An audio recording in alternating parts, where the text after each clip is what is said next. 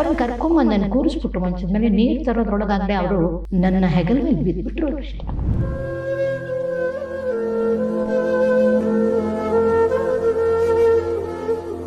ಇನ್ನು ಅವರೇ ನುಡ್ಸಿದ್ರು ನುಡ್ಸಕ್ಕಾಗಲ್ಲ, ಇನ್ನು ಅವರೇ ಹಾಡಿದ್ರು ಹಾಡಕ್ಕ. ನನಗೇನು ಬರುತ್ತೆ ಅಂತ ಇವತ್ತು ನಾನು ತುಂಬಾ ಕ್ವಶನ್ ಮಾಡ್ಕೋತೀನಿ. ಕೃಷ್ಣ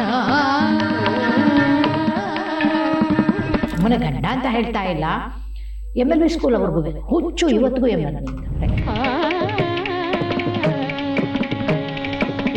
MLVನೇ ಕಡೆಗೆ ಹೇಳೋರು, ಏನಪ್ಪ ನೀ ಮೇಲೆ MLV ಆಗಿರ್ಕೆಯಪ್ಪ ನೀ ಅಂದ್ಬಿಟ್ಟು. ಇವನ್ ಗೊತ್ತಲ್ವ ನಿಂಗೆ, ಏನೋ ಗೊತ್ತಲ್ವ ಶ್ರೀನಾಥ್ ಚೆನ್ನಾಗಿ ಹಾಡ್ತಾರೆ. ಇವನ್ ಯಾಕೆ ಮದುವೆ ಮಾಡ್ಕೋಬಾರ್ದು?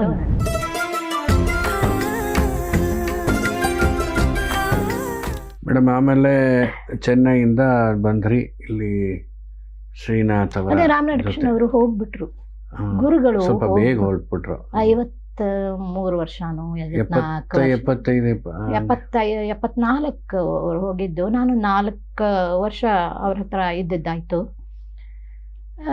ಕೊನೆ ದಿವಸ ಪಾಪ ಅವ್ರಿಗೆ heart attack.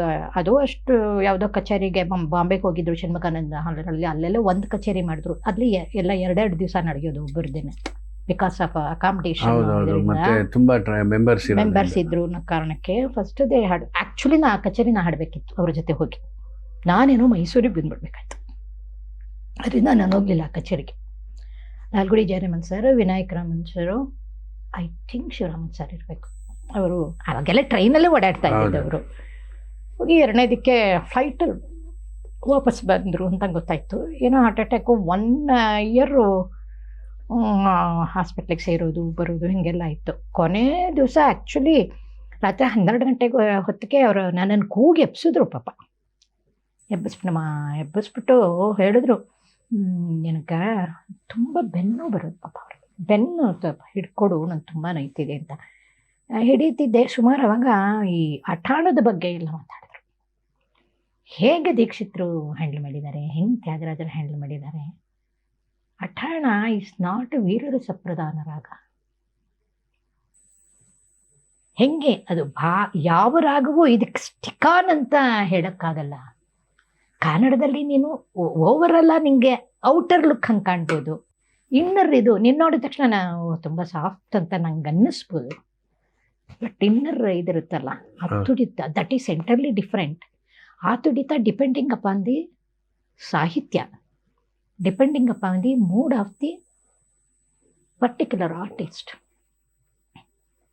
The vibration, the ಭಾವ ಆಫ್ ಪರ್ಟಿಕ್ಯುಲರ್ ಟೈಮ್. ಇದು ಇಷ್ಟಿರುತ್ತೆ. ಇಷ್ಟು ಚೆನ್ನಾಗಿ ಹೇಳೋದು ಅಂದ್ಬಿಟ್ಟು ಏ ಪಾಪಮ್ಮಲ್ಲಿ ಬರುತ್ತಲ್ಲ, ಅವ್ರು ಯಾವತ್ತೂ ದಾನ ಜಾಡ್ಸಿ ಹಾಡಿರೋದು. ತದನ ಅಂತ ಅವ್ರು ಹಾಡಿದ್ದೇ ಇಲ್ಲ, ನಾ ಕೇಳಿಲ್ಲ, ಬೇಕಾರೆ ಕೇಳೇ ಇಲ್ಲ. ಎಷ್ಟು ಸಾಫ್ಟಾಗಿ ಅದನ್ನು ಹ್ಯಾಂಡ್ಲ್ ಮಾಡಬಹುದು. ಥಿಯರಿಗೂ ಪ್ರಾಕ್ಟಿಕಲ್ಗೂ ತುಂಬ ಕಡೆ ಲಕ್ಷ್ಯಕ್ಕೂ ಲಕ್ಷಣಕ್ಕೂ ಬಹಳಷ್ಟು ವ್ಯತ್ಯಾಸ ಇದೆ. ಥಿಯರಿ ಏನಿದ್ರು ನಾವು ಮನೆ ಇದು ಹೊಸ್ಲಪ್ಪ ನೀನು ಒಳಗೆ ಹೋಗೋಣ ಅಷ್ಟಕ್ಕೆ ಮಾತ್ರ ಇಟ್ಕೋಬೇಕು. ಒಳಗೆ ಹೋದ್ಮೇಲೆ ಅಲ್ಲಿ ಅದು ಹೋಮ್ ಆಗಬೇಕು ಅಂತ ತುಂಬ ಹೇಳೋರು. ಅವತ್ತೆಲ್ಲ ಅಷ್ಟರ ಬಗ್ಗೆ ಮಾತಾಡ್ತಾ ಇದ್ರು. ಬೆಳಗ್ಗೆ 4 ಗಂಟೆ ಹೊತ್ತಿಗೆ, ಇಲ್ಲ ಕೊಳಂದೆ ನಿನ್ನ ಮಲಕ್ಕೋ, ಯಾಕೆಂದರೆ ಬೆಳಗ್ಗೆ ಇದ್ದೀನಿ ಹಾಲು ತರಬೇಕು. ಆ ಹಾಲು ತರಕ್ಕೆ ಕರೆಕೊಡಿಮಣಿ ಅವರ ಮನೆಯ ಪಕ್ಕದ್ದು ಬೂತದು, ಅದ್ರ ಎದುರಿಗೆ ಸಿಕ್ಕಿಲ್ ಸಿಸ್ಟರ್ಸು. ನಾ ಹಾಲು ತರದ್ದು 10 ನಿಮಿಷದ ಕೆಲಸ ಆದರೆ ನಾನು 1 ಗಂಟೆ ನಿಂತಿರೋ, ಯಾಕೆಂದರೆ ಕರೆಕೊಡಿಮಣಿ ಪ್ರಾಕ್ಟೀಸ್ ಮಾಡ್ತಿರೋರು, ಈ ಕಡೆ ಇವರು ಫ್ಲೂಟ್ ಇದು ಮಾಡ್ತಿರೋರು. ಇದು ಎನ್ನ ಪಣ್ಣೆಂಡ್ರಿಕೆ ಪಾಠ ಕೇಟಂಡ್ರದ್ದೇ ಅಂತ ಕೇಳೋರು ಗುರುಗಳು. ಅದಕ್ಕೆ ನೀ ಹಾಲು ತರಬೇಕು, ಅಡುಗೆ ಮಾಡಬೇಕು. ಮಲ್ಕೊಂಡ್ರು. ನಾವು ಮಲ್ಕೊಂಡೆ 1.5 ಗಂಟೆಲೆಲ್ಲ ಅವರು ಎದ್ರು, ಮಂಚದಿಂದ ಎದ್ದು ಹೊರಗಡೆ ಹೋಗಿದ್ದಾರೇನೋ ಅಂತ ನನಗೇನೋ 6 ಕೆಲಸ ಆಯ್ತು ಅನ್ನಿಸ್ತು. ಹೋಗಿ ನೋಡಿದ್ರೆ ಬಾಗ್ಲ ಹತ್ರ ನಿಂತ್ಬಿಟ್ಟು ಅಡುಗೆ ಮನೆಯಲ್ಲಿ ಯಾಕೆ ಅಳ್ಳಾಡ್ತಿದ್ರು ಪಾಪ. ಯಾಕೆ ಗುರುಗಳೇ ನಾನು ಬರ್ತಿದ್ನಲ್ಲಂದೆ, ಇಲ್ಲ ಮತ್ತೆ ನೀರು ಬೇಕಾಗಿತ್ತು, ನೀನು ಎಪ್ಸೋದು ಬೇಡ ಅಂತ ಅಂದ್ಬಿಟ್ಟೆ ಅಂತ. ಅವ್ರನ್ನ ಕರ್ಕೊಂಬಂದು ನಾನು ಕೂರಿಸ್ಬಿಟ್ಟು ಮಂಚದ ಮೇಲೆ ನೀರು ತರೋದ್ರೊಳಗಾಗಲೇ ಅವರು ನನ್ನ ಹೆಗಲ ಮೇಲೆ ಬಿದ್ದುಬಿಟ್ರು. ಅಷ್ಟೇ ಹಾಸ್ಪಿಟ್ಲಿಗೆ ಸೇರಿಸಿದ್ದಾಯ್ತು. ಸಂಜೆ 5 ಗಂಟೆಗೆ ಹೊರಟು. ಯು ಕಾಂಟ್ ಬಿಲೀವ್, ಮದರಾಸಿನ ಅಷ್ಟು ಜನ ವಿದ್ವಾಂಸರು ಆ ಕಾಲಕ್ಕೆ 1 ಮೈಲಿ ದೂರ ಇದ್ದಪ್ಪ ಜನ ಅವರನ್ನ ಕಡೆ ದರ್ಶನ ಮಾಡಕ್ಕೆ.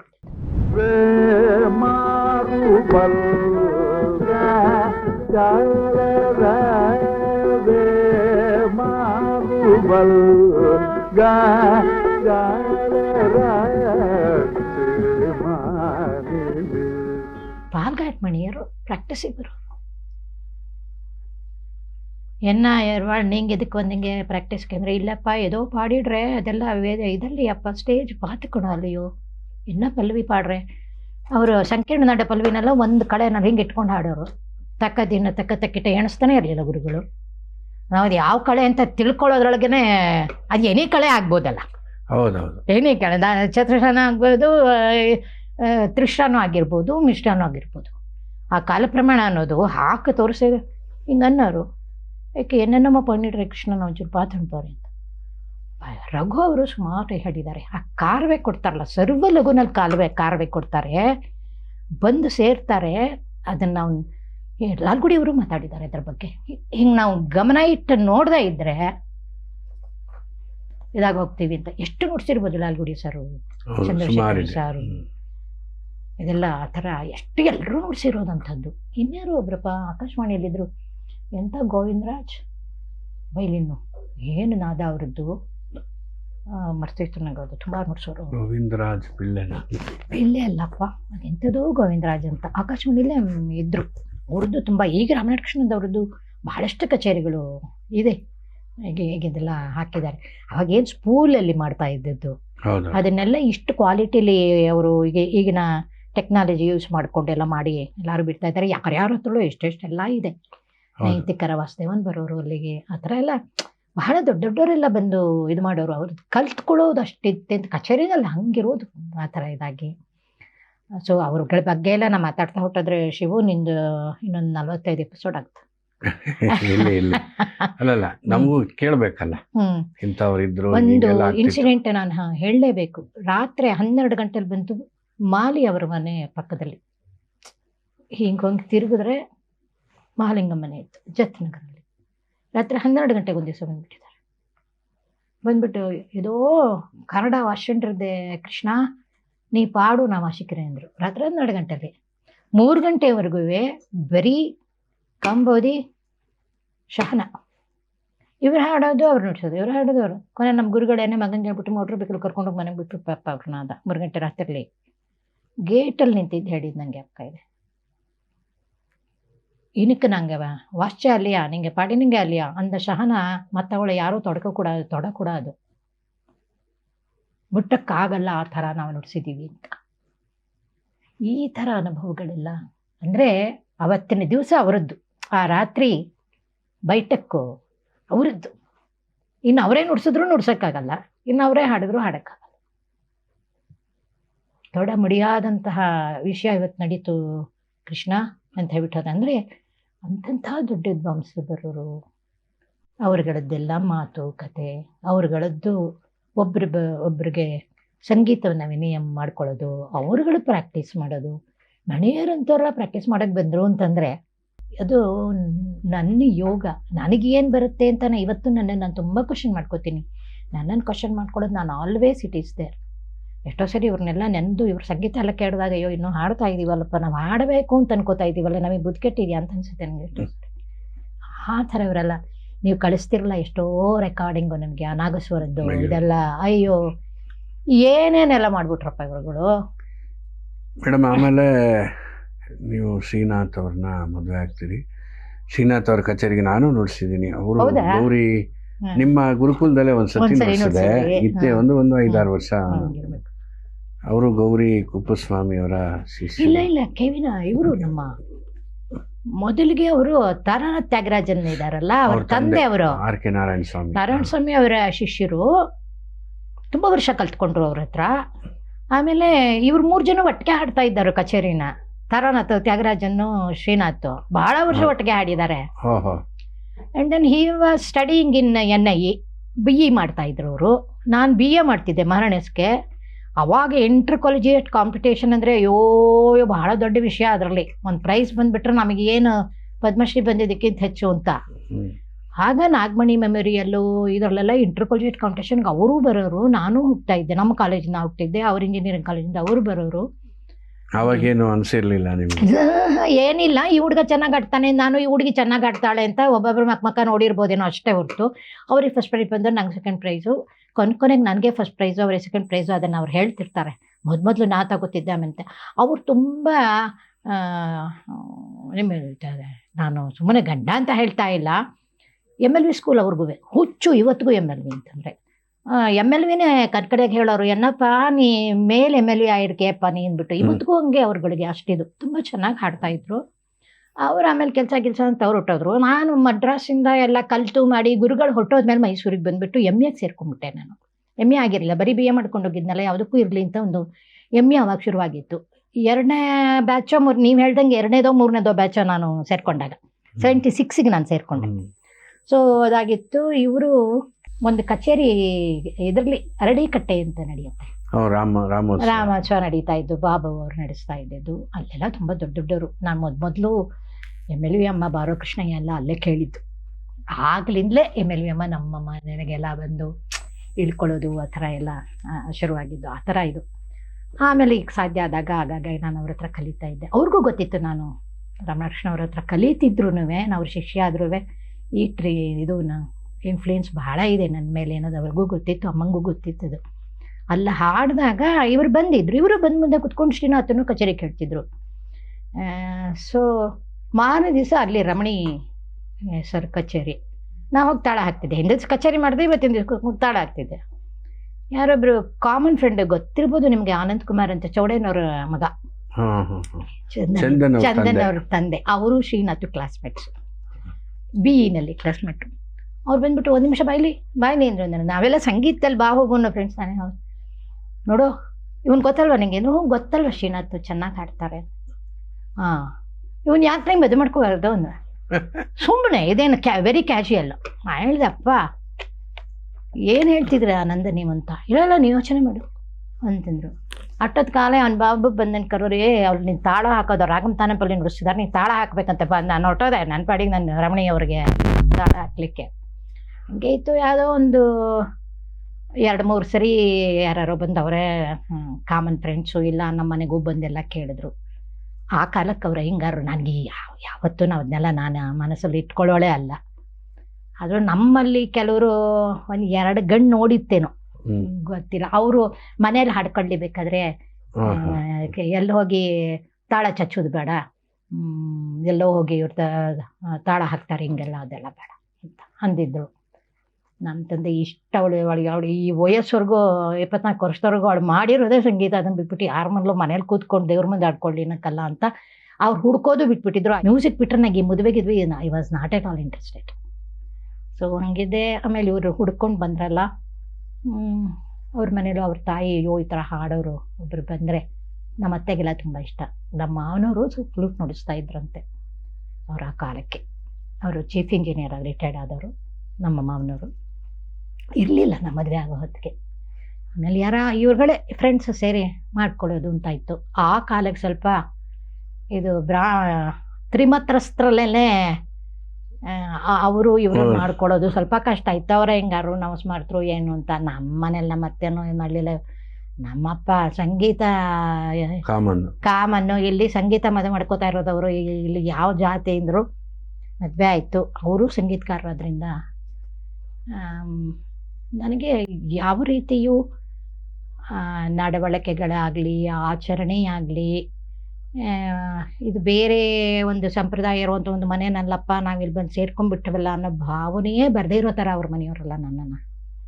ನಮ್ಮ ಅದರಿಂದ ಎಲ್ಲ ಆ ಕಾಲಕ್ಕೆ ಆ ಥರ ಅಡ್ಜಸ್ಟಬಲ್, ವೆರಿ ಅಡ್ಜಸ್ಟಬಲ್. ಗೌರಿ ಪೂಜೆ ಮಾಡ್ಕೋತೀಯಾ ಮಾಡ್ಕೊ, ಕೃಷ್ಣ ಪೂಜೆ ಮಾಡ್ತೀಯಾ ಮಾಡಲ್ವಾ ಬಿಡು, ಅಲ್ಲಿ ಕಚೇರಿಗೆ ಹೋಗ್ತೀಯಾ ಸರಿ, ಇಲ್ಲಿ ಹೋಗ್ತೀಯಾ. ತುಂಬ ಕೋಆಪ್ರೇಟಿವ್, ವೆರಿ ಕೋಆಪ್ರೇಟಿವ್. ಅದು ಒಂದು ಪುಣ್ಯ. ಅದೊಂದು ಅಯ್ಯೋಯ್ಯೋ ತುಂಬ ಇವತ್ತಿನವರೆಗೂ ಅದಿಲ್ಲದೆ ಇದ್ರೆ ಭಾಳ ಕಷ್ಟ ಆಗ್ಬಿಡುತ್ತೆ. ಎಷ್ಟು ಜನಕ್ಕೆ ಈ ಮ್ಯಾರೇಜ್ ಆದಮೇಲೆ ಸಂಗೀತ ಅನ್ನೋ ಇದು ಯಾವುದೇ ಕಲೆಯಲ್ಲಾಗಲಿ ಬೆಳವಣಿಗೆ ಆಗದೇನೆ ನಶಿಸಿ ಹೌದು. ಹೋಗಿರುವಂಥದ್ದು ಬಹಳಷ್ಟು ಸುಮಾರು ಆಗ್ಬಿಟ್ಟಿದೆ, ನಿದರ್ಶನಗಳಿದೆ. ಬಹಳ ಆಗೋಗ್ಬಿಟ್ಟಿದೆ. ಇದು ಕಾಂಪ್ರಮೈಸ್ ಅನ್ನೋದು ಈ ಕಡೆನೂ ಆಗ್ಬೇಕಾಗುತ್ತೆ. ಅದೇ. ವಿಷಯವು ನಾವು ಹೆಂಗಸ್ರ ಎರಡೆರಡು, ಆರ್ಟಿಸ್ಟ್ಗಳಿಗೆ ಗಂಡಸರು ಕಾಂಪ್ರಮೈಸ್ ಮಾಡ್ಕೋಬೇಕು. ಸಂಸಾರವೇ ಅದು, ಈ ಆರ್ಟಿಸ್ಟ್ ಅಂತಲೇ ಅಲ್ವೇ ಸಂಸಾರವೇ ಅದು. ಅದಾದಾಗಲೇ ಆ ಗಾಡಿ ಎಳೆಯೋದು. ಆ 2 ಚಕ್ರನೂ ಒಂದಕ್ಕೊಂದಕ್ಕೆ ಪೂರಕವಾಗಿಲ್ಲದೆ ಇದ್ದಾಗ ಆ ಗಾಡಿ ಎಳೆಯಲ್ಲ ಅದು ಸಂಸಾರದ್ದು. ನಾವು ಎಲ್ಲೆಲ್ಲಿ ಏನೇನು ಮಾಡಬೇಕು, ಯಾವ್ಯಾವ್ದಕ್ಕೆ ಹೇಳಿದ್ವಲ್ಲ, ಯಾವ ಸ್ವರಕ್ಕೆ ಎಷ್ಟು ಗಮಕ ಕೊಡಬೇಕೋ ಹೌದೌದು ಹೌದು. ಜೀವನದಲ್ಲೂ ನಾವು ಸಂಸಾರದಲ್ಲೇ ಆಗಲಿ ದಿವಸ ನಾವು ಎಲ್ಲಿ ಎಷ್ಟು ಯಾವುದಕ್ಕೆ ಒತ್ತು ಕೊಡಬೇಕು ಅನ್ನೋದನ್ನು ನಾವು ಗಮನ ಕೊಡದೇ ಇದ್ದರೆ ಎಲ್ಲೋ ಒಂದು ಕಡೆಗೆ ನಮ್ಮನ್ನ ಕಾನ್ಸಂಟ್ರೇಟ್ ಮಾಡಿದ್ರೆ ಇನ್ನೊಂದು ಕಡೆ ಆಗಲ್ಲ. ಅದು ಕೇಳ್ತಾರೆ ತುಂಬ ಜನ, ಕಾಲೇಜಲ್ಲೂ ಕೆಲಸ ಮಾಡಿದ್ರಿ, ಯೂನಿವರ್ಸಿಟೀಸಲ್ಲಿ ಕೆಲಸ ಮಾಡಿದ್ರಿ, ಪುಸ್ತಕಗಳು ಬರೆದ್ರಿ, ಕಚೇರಿ. ಆಗಂತೂ ನಾನು ಎಷ್ಟು ತಿಂಗಳಿಗೆ ಮಿನಿಮಮ್ 20 ಕಚೇರಿನ ಮಾಡ್ತಿದ್ದೆ. ಏನು ಟ್ರಾವೆಲಿಂಗ್ ಮಾಡ್ತಿದ್ದೆ, ಎಷ್ಟು ಟ್ರಾವೆಲಿಂಗ್ ಮಾಡ್ತಿದ್ದೆ, ಕಾಲೇಜ್ಗೆ ಹೋಗ್ತಿದ್ದೆ. ಹೆಂಗೆ ನಿಭಾಯಿಸಿದ್ವಿ, ಮಕ್ಕಳು ಓದ್ತಾ ಇದ್ರು. ತುಂಬಿದ ಮನೇನೂ ಹೌದು. ತುಂಬಿದ ಮನೇಲಿ ಒಂದು ಥರದಲ್ಲಿ ಅನುಕೂಲ ಇರುತ್ತೆ, ಯಾಕಂದರೆ ಎಲ್ಲರೂ ನೋಡ್ಕೋತಾರೆ, ಅಡ್ಜಸ್ಟಬಲ್. ಬಟ್ ನಾವು ಯಾವ ರೀತಿಯಲ್ಲಿ ಅವರನ್ನ, ಹೌದೌದು, ಮನೇಲಿದ್ದಾಗ ನಮ್ಮದು ಒಂದು ಜವಾಬ್ದಾರಿ ತುಂಬ ಇರುತ್ತೆ, ಜವಾಬ್ದಾರಿನೂ ಇರುತ್ತೆ. ಮಾನಸಿಕವಾಗೂ ನಮ್ಗೆ ಎಷ್ಟೋ ಸರಿಯೋ ತಪ್ಪೋ ಒಟ್ಟಿನಲ್ಲಿ ಅವರ ಇದಕ್ಕೆ ನಾವು ಮನೋಧರ್ಮಕ್ಕೆ ನಾವು ಹಾಡಬೇಕಾಗುತ್ತೆ, ತಾಳ ಹಾಕ್ಲೇಬೇಕು ಅವ್ರ ಮನೋಧರ್ಮಕ್ಕೆ. ಹಾಗಲ್ಲದೆ ಆಗಿನ ಕಾಲದಲ್ಲಿ ಪ್ರಯಾಣ ಅಂದರೆ ಹೆಚ್ಚಾಗಿ ಬಸ್ಸು ಅಥವಾ ಟ್ರೈನು. ಈಗ ಬಾಂಬೆ ಕಲ್ಕತ್ತಾ ಅಂದರೆ 2 ದಿನ. ನಿಮ್ಗೆ ಗೊತ್ತಿಲ್ಲ, ಮೈಸೂರಲ್ಲಿ ಬೇರೆ ಇದನ್ನ, ಮೈಸೂರಲ್ಲ ಬೆಂಗಳೂರಿನವ್ರಿಗಾದ್ರೆ ಒಂದೇ ಟ್ರೈನು. ಮೈಸೂರಿನಲ್ಲಿ ಅಲ್ಲಿ ನಾನು ಮದ್ರಾಸಿಗೆ ತಲುಪಬೇಕು ಅಂದರೆ ಬೆಳಗ್ಗೆ ಅಲ್ಲೊಂದು ಟ್ರೈನ್ ಹೊರಟ್ರೆ ಕೊಟ್ಟ ಒಂದೊಂದೇ. ನಾ ಹೇಳ್ತಿರೋದು, ಐ ಆಮ್ ಟಾಕಿಂಗ್ ಅಬೌಟ್ 76 ಹೇಳ್ತಾ ಇರೋದು.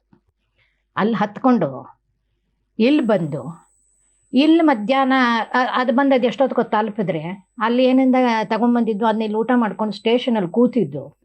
ಇದು ಮಧ್ಯಾಹ್ನ ಟ್ರೈನ್ ಮಡ್ರಾಸ್ಗೆ ಹೊರಟು ಇಲ್ಲದೇ ಇದ್ರೆ ಇಲ್ಲ, ಅದು ಹೊರಟ್ರೆ ಅಲ್ಲಿ 10 ಗಂಟೆಗೆ ತಲುಪಬೇಕಾಗಿದ್ದಂತಹದ್ದು ಎಷ್ಟೋ ಸರಿ 12 ಗಂಟೆ 1 ಗಂಟೆಗೆ ತಲುಪಿರೋದುಂಟಪ್ಪ. ಇದು ಅವತ್ತಿಂದಲ್ಲ, ನಾನು ಕಚೇರಿ ಮಾಡಿ ಶುರು ಮಾಡಿದ್ದಾಗ್ಲಿಂದಲ್ಲ, ನಾನು ಸ್ಟೂಡೆಂಟ್ ಲೈಫ್ ಮಡ್ರಾಸ್ಗೆ ಹೋದಾಗ್ಲಿಂದ ನನಗೆ ಇದು. ಕೆಲವು ಸರ್ತಿ ಕನೆಕ್ಷನ್ ಟ್ರೈನ್ ಮಿಸ್ ಆಗೋದು ಇದೆ, ಕನೆಕ್ಷನ್. ಆಮೇಲೆ ನೋ ರಿಸರ್ವೇಶನ್. ನಾನು ಹೇಳಬಾರ್ದು, ಎಷ್ಟೋ ಸರಿ ತುಂಬ ರಾತ್ರಿ ಎಲ್ಲ ಟ್ರೈನಲ್ಲಿ ಹೋಗ್ತಿದ್ವಲ್ಲ, ನಿದ್ದೆ ಬಂದ್ಬಿಡೋದು. ಟಾಯ್ಲೆಟ್ ಇರೋದಲ್ಲ, ಆ ಟಾಯ್ಲೆಟ್ ಹತ್ರ ಒಂದು ಪೇಪರ್ ಹಾಕೊಂಡ್ಬಿಟ್ಟು ಅಲ್ಲೇ ಕೂತಿರೋದು, ಅಲ್ಲೇ ತೂಕೊಡಿಸೋದು. ತುಂಬ ಇದಾದರೆ ಹಿಂಗೆ ಇಟ್ಕೊಂಡು ಹಿಂಗೆ ಮಲ್ಕೊಂಡ್ಬಿಡೋದು. ಕಚೇರಿ ಮಾಡ್ತಿದ್ವಿ 4 ದಿವಸ ತುಂಬ ಗ್ಲಾಮರಸ್ ಆಗಿ ಅಕಾಡೆಮಿಕ್ ಕಚೇರಿಲಿ ಓಹೋ ಅಂದಿರೋರು. ಬಟ್ ನಮ್ಮಿಲ್ಲ ಇದೆಯಲ್ಲ ಮುಂಚಿನ ಆ ಪ್ರಯಾಣ ಇಲ್ಲ, ಇವತ್ತು ಆಗಲ್ಲ. ಈಗ ಇಲ್ಲಿಂದ ನಂಗೆ ಡೆಲ್ಲಿಗೆ 2 hours ಹೋಗುವಂಥದ್ದು ನನಗೇನೋ ತುಂಬ ಪ್ರಯಾಣ ಆಗೋಗುತ್ತೆ ಅಂತ ಅನಿಸುತ್ತೆ. 3 ದಿವಸ ಟ್ರಾವೆಲಿಂಗು. ನಾನು ಕಲ್ಕತ್ತಾಗೆ ಹೋಗುವಾಗ ಒಂದ್ಸರಿ ಕಲ್ಕತ್ತಾಗೆ ರೇಡಿಯೋ ಸಂಗೀತ ಮೇಳ, ರೇಡಿಯೋ ಸಂಗೀತ ಮೇಳ ಹೋಗ್ತೀನಿ. ಯಾವುದೋ ಸ್ಟೇಷನ್ನಲ್ಲಿ ನಿಂತ್ಕೊಂಡು 3 ಗಂಟೆ ಮಧ್ಯಾಹ್ನ ಆದರೂ ಅದು ಹೊರಡಲಿಲ್ಲ. ಸಂಜೆಗೆ ನಂದು ಕಚೇರಿ ಶುರು ಆಗಬೇಕು. ಆಲ್ ಇಂಡಿಯಾ ರೇಡಿಯೋದಲ್ಲೆಲ್ಲ ಒಂದು ದಿವಸ ಮುಂಚೆನೇ ಬನ್ನಿ ಅಂತ. ಅದು ಏನು ತಾಪತ್ರೆಯೋ, ನಾನು ಅವತ್ತಲ್ಲಿ ಹೋಗಿ ಆಮೇಲೆ ಸರಿ ಹೊರಟುಬಿಟ್ಟು ನಿಂತಿದ್ದದು ಹೊರಟು 4 ಗಂಟೆ ಹೊತ್ತಿಗೆ ಹೋಗ್ಬಿಟ್ಟು ಯಾವುದೋ ಸ್ಟೇಷನಲ್ಲಿ ನಾನು ಇಳಿಬೇಕಾಗಿತ್ತು, ಯಾವುದೋ ಸ್ಟೇಷನಲ್ಲಿ ಇಳಿದ್ಬಿಟ್ಟಿದ್ದೀನಿ. ಅಲ್ಲಿ 2 ಸ್ಟೇಷನ್ ಇದೆ, ಅದು ನಂಗೆ ಗೊತ್ತಿಲ್ಲ. ಅಲ್ಲಿ ಯಾರೋ ಕಾಯ್ತಿದ್ದಾನೆ, ನಮ್ಮ ಹತ್ರ ಫೋನ್ ಇಲ್ಲ, ಏನಿಲ್ಲ. ಅಲ್ಲಿ ಯಾವುದೋ ಒಂದು ಬೂತ್ಗೆ ಒಂದಿಷ್ಟು ಏನೋ 1 ಆಣೆ ಹಾಕಿದ್ನ, 1/2 ಆಣೆಗೆ ನಂಗೆ ಗ್ಯಾಪ್ ಇಲ್ಲ. ಅದು ಹಾಕ್ಬಿಟ್ಟು ಫೋನ್ ಮಾಡಿದ್ರೆ ಆರ್ಗನೈಸರ್ ಹೇಳ್ತಾರೆ, ಅಲ್ಲಿ ಕಳಿಸಿದೀವಮ್ಮ ನಾವು ನಿಮ್ಮನ್ನ, ಅಲ್ಲೇ ಬಂದಿದ್ದಾರೆ ನೋಡಿ ಅಲ್ಲಿ ಅಂತಾರೆ. ಅಲ್ಲಿ ನೋಡಿದ್ರೆ ಅವನನ್ನು ಎಲ್ಲಿ ಅಂತ ಹುಡುಕ್ಲಿ, ಯಾವನು ಅಂತ ಅವನು ಹುಡುಕ್ಲಿ. ಅವನು ಹೋಗಿ ಇನ್ನೆಲ್ಲೋ ಒಂದು ಕಡೆ ನಾಗಮಣಿ ಅಂತ ಬರ್ಕೊಂಡು ಅವನು ನಿಂತಿದ್ದಾನೆ. ಆಮೇಲೆ ನೀವೇ ಬಂದುಬಿಡಿ ಅಂದರು. ಕಲ್ಕತ್ತಾದಲ್ಲಿ ಆ ಕಾಲದಲ್ಲಿ ಟ್ಯಾಕ್ಸಿಲೆಲ್ಲ ಓಡಾಡೋದು ತುಂಬ ಕಷ್ಟ, ಯಾಕೆಂದರೆ ತುಂಬ ದುಡ್ಡು ಬೇರೆ. ಅದನ್ನು ನಮ್ದರಲ್ಲೇ ವಜಾ ಮಾಡ್ತಾರೆ, ಅವರೇನು ಇದು ಮಾಡೋದು. ಹೋಗಿ 6 ಗಂಟೆ ಕಚೇರಿ ಶುರು, ನಾನು 5:15 ಗಂಟೆಗೆ ನಾನು ತಲುಪಿ 3 ದಿವಸ ಟ್ರಾವೆಲ್ ಮಾಡಿ ಹೋಗಿರೋದು. ಅವತ್ತಿನ ಕಚೇರಿ ಹೇಳಿದ್ರು ಅಥಾರಿಟೀಸು, ನೀವು ಹೀಗೆಲ್ಲ ಉಡಾಫೆ ಮಾಡೋದಾದರೆ, ಉಡಾಫೆ ಅಲ್ಲ ಅದು. ನಾನು ಯಾವಾಗಲೂ 1 ಗಂಟೆ ಮುಂಚೆ ಹೋಗಿ ಕೂತಿರ್ತೀನಿ ಕಚೇರಿಗೆ, ಯಾರೂ ಬಂದಿರೋಲ್ಲ, ನಾನೇ ಹೋಗ್ಬೇಕಾದ್ರೆ ಕೂತಿರ್ತೀನಿ, ಯಾಕಂದರೆ ನನಗೆ ನೆಮ್ಮದಿಯಾಗಿ ಒಂದಷ್ಟು ಟೆಸ್ಟ್ ಇದಾಗುತ್ತೆ ಅಂತ ಹೇಳಿದ್ರು. ಈ ಥರ ಆದರೆ ಇದು ನಿಮ್ಮದು ಈ ಥರ ಸಂಗೀತ ಸಮ್ಮೇಳನಕ್ಕೆಲ್ಲ ಹಿಂಗೆ ಲೇಟಾಗಿ ಬರ್ತಿರಲ್ಲ ನೀವು, ನಾವು ಹೇಳಿರ್ಲಿಲ್ವಾ ಹಿಂದೆ ದಿವಸ ಬರೋ ಥರ ಅನ್ನೋ ಥರದಲ್ಲಿ. ಅದು ಮುಗಿಸಿ ನಾನು ವಾಪಸ್ಸು ಬರೋದ್ರೊಳಗೆ ನನ್ನ ಮಗನಿಗೆ ಮೆಡಿಕಲ್ ಎಕ್ಸಾಮಿನೇಷನ್, ದೊಡ್ಡವನಿಗೆ. ನಾನು ಯಾವುದೇ ಕಾರಣಕ್ಕೂ ಅವ್ರು 1ನೇ ಕ್ಲಾಸಿನ ಪರೀಕ್ಷೆ ಆದ್ರೂ ಅವತ್ತಿನ ದಿವಸ ನಾನು ಇದ್ದೇ ಇರ್ತಿದ್ದೆ, ನಾನೇ ಕರ್ಕೊಂಡು. ನಮ್ಮಮ್ಮ ಇಲ್ಲ ಅಂತ ಅವ್ರಿಗೆ ಅನ್ಬಾರ್ದು, ಆ ಥರ ಪರೀಕ್ಷೆಗಳನ್ನ ಮಾಡಿದ್ರು. ಮೇಡಮ್, ಮಕ್ಕಳು ಇಬ್ರು ಈಗ ಸದ್ಯಕ್ಕೆ US ಅಲ್ಲಿದ್ದಾರೆ. ದೊಡ್ಡವನ್ ಡಾಕ್ಟ್ರು, ಸೊಸೆನೂ ಡಾಕ್ಟ್ರು, ದೊಡ್ಡ ಸೊಸೆನೂ. ಸಂಗೀತ ಇಬ್ಬರಲ್ಲಿ ಒಬ್ರು ಯಾರೋ ಕಲ್ತ್ರೇನೋ? ಇಬ್ರು ಕಲ್ತ್ರು, ಇಬ್ರು ಮೃದಂಗಾನು ಕಲ್ತ್ರು. ಹೆಸರು ಹೇಳಿಲ್ಲ ನೀವು? ದೊಡ್ಡವನು ಸಂದೇಶ್, ಎರಡನೇವಳು ದೊಡ್ಡವನ ಹೆಂಡತಿ ಸುಮನ್ನು, ಅವಳು ಡಾಕ್ಟ್ರು. ಇಬ್ರು ಬೇಲೂರ್ ಕಾಲೇಜ್ ಆಫ್ ಮೆಡಿಸಿನ್ ಅಂತ ಇದರಲ್ಲಿ ಹ್ಯೂಸ್ಟನ್ನಲ್ಲಿ ತುಂಬ ದೊಡ್ಡ ಇಬ್ಬರು ಪ್ರೊಫೆಸರ್ಸ್ ಮೆಡಿಕಲ್ ಇದರೊಳಗೆ. They are doing very well. ಅವ್ರಿಗೆ 2 ಗಂಡು ಮಕ್ಕಳು. ಇನ್ನೇನು ಮುಂದೆ ವರ್ಷ ನನ್ನ ದೊಡ್ಡ ಮೊಮ್ಮಗ ಕಾಲೇಜ್ಗೆ ಹೋಗುತ್ತೆ, 2ನೇದು ಹೈಸ್ಕೂಲ್ಗೆ ಬರುತ್ತೆ. ಒಟ್ಟಿನಲ್ಲಿ they are doing very well. ಇದರಲ್ಲೆಲ್ಲ ಒಳ್ಳೆ ಮಕ್ಕಳು. ಎರಡನೇವನು ಸುನಾದ. ನಿಮ್ಮ ಎಲ್ಲ ಟೈಟ್ಲ್ ನಂದು ಅದರೊಳಗೆ ಸುನಾದ, ಅಂಕಿತ ಆಗಿದೆ ಅದೇನೆ. ಸೊ ಅವನು ಮೆಕ್ಯಾನಿಕಲ್ ಇಂಜಿನಿಯರಿಂಗ್ PhD, ಅವನಲ್ಲಿ ಯಾವುದೋ ಒಂದು ದೊಡ್ಡ ಕಂಪ್ನಿಯಲ್ಲಿ ಕೆಲಸ ಮಾಡ್ತಿದ್ದಾನೆ. ವೈಫ್ ಬಂದು ಅವಳು ಇಂಜಿನಿಯರ್, MS ಅವಳು ಕಂಪ್ಯೂಟರ್ ಸೈನ್ಸ್. ಅವಳು ನ್ಯೂ ಜೆರ್ಸಿ ಗೌರ್ಮೆಂಟ್ಗೆ ಕೆಲಸ ಮಾಡ್ತಾಳೆ, ನ್ಯೂ ಜೆರ್ಸಿ ಗೌರ್ಮೆಂಟಲ್ಲೇ ಕೆಲಸ ಮಾಡ್ತಾಳೆ. ಅವಳಿಗೊಂದು ಮಗು, ಹೆಣ್ಣು ಮಗು, ಇನ್ನೊಂದು ಗಂಡು ಮಗು. ಅವೆರಡು ಚಿಕ್ಕವು, ಒಂದು 8 ವರ್ಷ ಹುಡುಗಿಗೆ, ಅದಕ್ಕೊಂದು 5 ವರ್ಷ. So they are very comfortable. ಅವ್ರ ಪೈಕಿ ಮೊಮ್ಮಕ್ಕಳ ಪೈಕಿ ಸಂಗೀತ ನುಡಿಸುತ್ತವೆ. ಇವು ದೊಡ್ಡವು 2 ಪಿಯಾನೋ ನುಡಿಸುತ್ತವೆ, ಚೆನ್ನಾಗಿ ನುಡಿಸ್ತಾರೆ, ಚೆನ್ನಾಗಿ. ಕರ್ನಾಟಕ ಸಂಗೀತ ಅಂತೇನೂ ಇದಿಲ್ಲ. ಇವರು ನನ್ನ ಮಕ್ಕಳಿಗೆ ಹಾಡಲ್ವೇ ಹೊರತು ನಾನು ಇದೆ ಕಂಪೋಸಿಂಗ್ ಇದು ಎಲ್ಲ ಥರಲ್ಲೂ ಅವ್ರಗಳಿಗೆ ಅಭಿರುಚಿ ಇದೆ. ಹೋಗಿ ಹಾಡಲ್ಲ. ಚಿಕ್ಕ ವಯಸ್ಸಲ್ಲಿದ್ದಾಗ 2 ಒಂಚೂರು ಹಾಡ್ತಿದ್ವು. ನಾವು 2ನೇನು ನನ್ನ ಜೊತೆನಲ್ಲ ಕೆಲವೆಲ್ಲ ಹಾಡಿ ಮಾಡ್ತಿದ್ದ. ಮೃದಂಗ ಎಲ್ಲ ನುಡಿಸ್ಕೊಳ್ತಾ ಇದ್ರು. ಸೊ ಪ್ರೊಫೆಷನಲ್ ಆಗಿ ಯಾರು ನನ್ನನ್ನು ಬಿಟ್ಟರೆ ನಮ್ಮ ಅಣ್ಣ ತಮ್ಮಂದರೂ ತಗೊಳ್ಳಿಲ್ಲ, ಇವರುಗಳು ತಗೊಳ್ಳಿಲ್ಲ. ಶ್ರೀನಾಥ್ ಪ್ರೊಫೆಷನಲ್ ಆಗಿ ಇದ್ದರು, ಹಾಡ್ತಾ ಇದ್ರು, ಕಚೇರಿನೂ ಮಾಡ್ತಿದ್ರು. ಈಚೆಚಿಗೆ ಬರೀ ಒಂದು 10 ಮಕ್ಕಳಿಗೆ ಅದು ವಿದ್ವತ್ತು ಅಂಥದಕ್ಕೆಲ್ಲ ಪಾಠ ಮಾಡ್ತಾರೆ. 1000 ನೋಟೇಶನ್ ಬರ್ತಿಟ್ಟಿದ್ದಾರೆ. ಯಾರು ಕೀರ್ತನೆ ಹಾಡಿದ್ರೆ ಅದಕ್ಕೆ ಇವ್ರು ನೋಟೇಶನ್ ಬರೀತಾರೆ. ಏನು ಮಾಡ್ತೀರಾ ಅಂತಂದರೆ ಇದೆಲ್ಲ ಒಂದು ಹಾಬಿ ಅಂತ ಇರುತ್ತೆ ನೋಡಿ. ಹಿ ಎಂಜಾಯ್ಸ್ ಲೈಕ್ ಇನ್ ಇದು ಯಾವ ರಾಗ. ನನಗೆ ಒಂದೊಂದ್ಸರಿ ಕನ್ಫ್ಯೂಷನ್ ಆಗಿ ಇದು ಏನು ಅಂತಂದರೆ, ಇಂಥ ರಾಗ ಇದರಲ್ಲಿ ಇಷ್ಟು ಕೀರ್ತನೆ ಇದೆ ಅಂತ ಅವ್ರು ಹೇಳ್ಬಾರ್ದು. ಇಂಥ ರಾಗದಲ್ಲಿ ಒಂದು ರಾಗದಲ್ಲಿ ಇಷ್ಟು ಕೀರ್ತನೆ ಇದೆ, ಅದು ಯಾರು ಹಾಡಿದ್ದಾರೆ.